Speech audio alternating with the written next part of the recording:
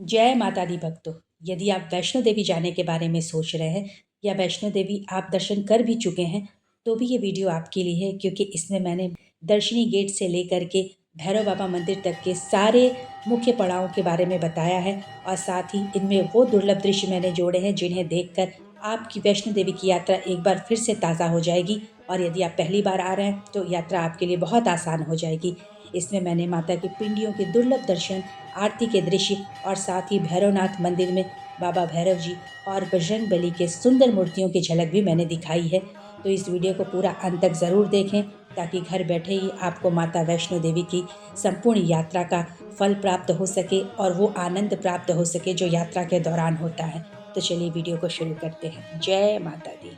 माता वैष्णो देवी की यात्रा शुरू करने के लिए आपको सबसे पहले कटरा पहुंचना पड़ेगा। कटरा में ही आपको RFID कार्ड मिलेगा और उस RFID कार्ड को लेकर आप आगे की यात्रा कर सकते हैं। तो आप किसी भी शहर के रहने वाले हों, सबसे पहले कटरा पहुँचें।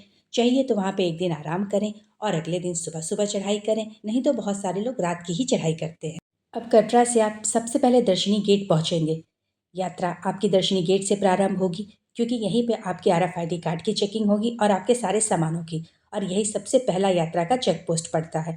तो दर्शनी गेट से आप आगे बढ़ते हुए आपको सबसे पहले बाण गंगा के दर्शन होंगे। बाण गंगा, जिसे बाल गंगा भी कहते हैं, ये वो स्थान है जहाँ माता ने अपने केश धोए थे। और यहाँ पे आप चाहें तो स्नान कर सकते हैं। बहुत सारे यात्री यहाँ स्नान करते हैं। नहीं तो अगर आप अपने होटल से करके आए हैं तो बाण गंगा को प्रणाम करें और आगे की यात्रा अपनी जारी रखें। और आगे बढ़ते ही आपको इच्छा पूर्ति मंदिर दिखेगी। यहाँ रुकने की ज़रूरत नहीं है, पर यदि आप थकान हो चुकी है तो आप यहाँ रुक के थोड़ा आराम कर सकते हैं। उसके बाद जैसे ही आप आगे बढ़ेंगे आपको तीसरा मुख्य पड़ाव, पहला दर्शनी गेट, दूसरा बाण गंगा, तीसरा मुख्य पड़ाव आपको चरण पादुका मिलेगी। चरण पादुका वो स्थान है जहाँ पे पहली बार माता ने रुककर पीछे मुड़कर भैरव जी को देखा था। अब चरण पादुका में भी एक बहुत सुंदर सा छोटा सा मंदिर है। आप वहाँ रुक के माता के चरणों के दर्शन करें और फिर आगे बढ़ें। रास्ता बहुत ही मनोरम, इतना खूबसूरत कि थकान का अनुभव नहीं होगा। फिर भी मैं आपको ये बता दूं कि बाण गंगा से लेकर के अर्धकुमारी तक थोड़ा थका देने वाला होता है, क्योंकि ये चढ़ाई वाला रास्ता है। तो आप सीढ़ियाँ तो बिल्कुल भी ना लें, वरना आप और थक जाएंगे। बस धीरे धीरे माता रानी का नाम लेकर पैदल रास्ते से आगे बढ़ते रहें और कुछ हल्का फुल्का खाते रहें। कुछ भारी भी ना खाएं, वरना आपको यात्रा करने में कठिनाई होगी। अब हमारा अगला पड़ाव अर्धकुमारी आने वाला है। अर्धकुमारी ये यात्रा का मध्य पड़ाव है और ये वही स्थान है जहाँ पर माता ने 9 महीने तक भैरव जी से छुपने के लिए एक गुफा में शरण लिया था, जिसे गर्भजून गुफा कहते हैं। भक्तों का मानना है कि जो भी इस गुफा में प्रवेश करता है वो उसे गर्भ में दोबारा प्रवेश नहीं करना पड़ता। लेकिन यहाँ की लाइन बहुत लंबी होती है, टोकन कटता है। तो आप चाहें तो जाते समय यहाँ का टोकन पे अपना नंबर लगवा लें और माता के दर्शन करके जब आप लौटने लगें तब वापस अर्धकुमारी आके इस गर्भजून गुफा में भी दर्शन कर सकते हैं। अर्धकुमारी के दर्शन के बाद अब हमारा यात्रा का मुख्य पड़ाव यानी माता रानी का दरबार आने वाला है। माता रानी का दरबार चढ़ाई करते समय 2 किलोमीटर पहले से ही दिखने लगता है। ये दरबार बहुत ही खूबसूरत माता का भवन, दूर से ही मनमोह लेने वाला है। और जब आप वहाँ पहुँचेंगे तो आपकी सारी थकान दूर हो जाएगी। अब हम आगे बढ़ेंगे माता रानी की गुफा की तरफ। इसके लिए एक नया मुख्य स्काई वे बनाया गया है जहाँ पे फ़ोन ले जाना मना है। लेकिन ये वीडियो जो आप देख रहे हैं ये मुख्य स्काई वे का है।